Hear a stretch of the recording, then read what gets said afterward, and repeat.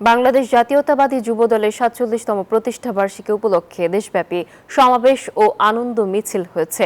প্রতিষ্ঠা বার্ষিকী উপলক্ষে সকালে বরিশালে সমাবেশ ও আনন্দ মিছিল করেছে জেলা ও মহানগর যুবদল। দিনাজপুরে বর্ণাঢ্য শোভাযাত্রার আয়োজন করেছে জেলা যুবদল। এই শোভাযাত্রার নেতৃত্ব দেন কেন্দ্রীয় বিএনপির স্থায়ী কমিটির সদস্য ডাক্তার জাহিদ হোসেন। পাবনার ঈশ্বরদীতে উপজেলা ও পৌর বিএনপির দলীয় কার্যালয়ে পতাকা উত্তোলন ও দলীয় সঙ্গীত পরিবেশনের মধ্য দিয়ে দিনটি উদযাপন করা হয়।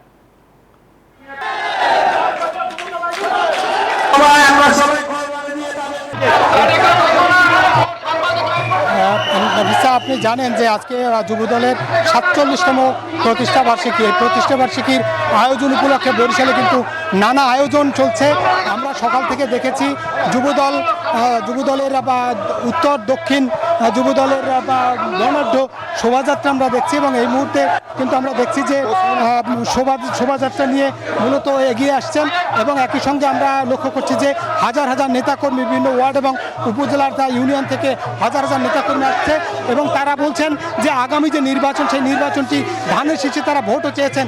এবং আমরা এই মুহূর্তে যদি একটু কথা বলি যে মূলত কি আপনাদের প্রত্যাশা, আজকের প্রতিষ্ঠা বার্ষিকীতে কি প্রত্যাশা আপনাদের?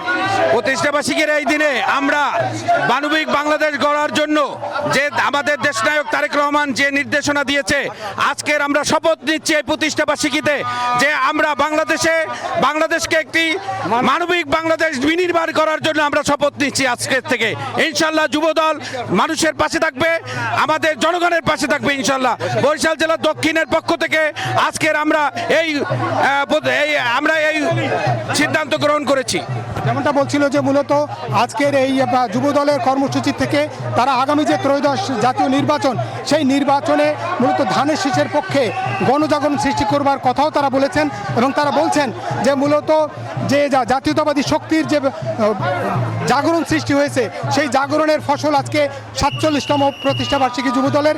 এবং এই যুবদলের প্রতিষ্ঠা বার্ষিকীতে গ্রামগঞ্জ এবং ইউনিয়ন ওয়ার্ড থেকে নানান রকমের নেতাকর্মীরা এসেছেন এবং তারা বলেছেন যে আগামীতে তারেক রহমানের নেতৃত্বে বাংলাদেশ বিনির্মাণের লক্ষ্যেই যুবদল এগিয়ে যাচ্ছে এবং তারা এই ৪৭তম প্রতিষ্ঠা বার্ষিকীর মধ্য দিয়েই মূলত ত্রয়োদশ জাতীয় যে নির্বাচন সেই নির্বাচনের রোডম্যাপের দিকে তারা এগিয়ে যাচ্ছেন। এই ছিল মূলত বরিশাল থেকে আমার কাছে যুবদলের যে ৪৭তম প্রতিষ্ঠা বার্ষিকীর যে নানা আয়োজন, র্যালি, আনন্দ র্যালি, তার থেকে সবশেষ তথ্য। একই তথ্য জানতে যাব রংপুরে, সেখানে আছে আমাদের সহকর্মী মানিক। রংপুরে কি কি আয়োজন আছে যুবদলের জানাবেন?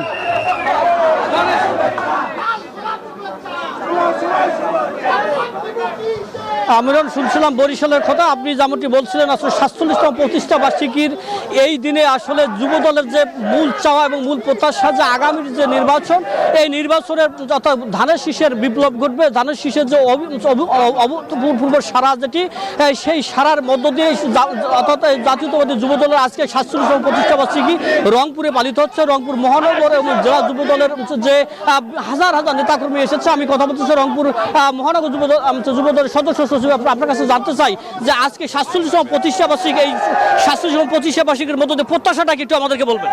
বিসমিল্লাহির রহমানির রহিম।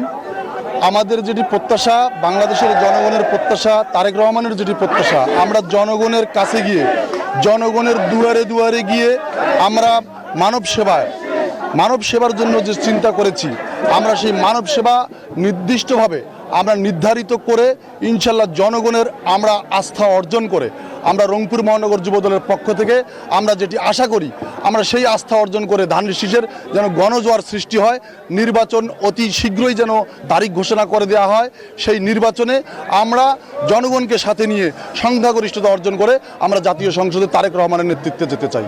এটি আজকে মহানগর যুবদলের সদস্য সচিব তিনি কিন্তু বলছিলেন যে এই যে আজকে যে প্রতিষ্ঠা বার্ষিকী, এই প্রতিষ্ঠা বার্ষিকীর মধ্য দিয়ে একটি মানবিক বাংলাদেশ গড়ার যে প্রত্যয় তারেক রহমান বলেছেন, সেই মানবিক যে বাংলাদেশ গড়ার চেষ্টা করছেন যুবদল এবং তারা কিন্তু কাজ করে যাচ্ছেন। প্রতিটি গ্রামে মহল্লায় তারা কিন্তু মানুষকে অর্থাৎ আশ্বস্ত করছেন যে যুবদল কিন্তু তারা মানবিক যুবদল হিসেবে কাজ করছে এবং প্রতিটি অর্থাৎ অসহায় মানুষের পাশে রংপুর মহানগর যুবদল পাশে দাঁড়াচ্ছে ও অডে মহল্লায় তারা কিন্তু যাচ্ছে।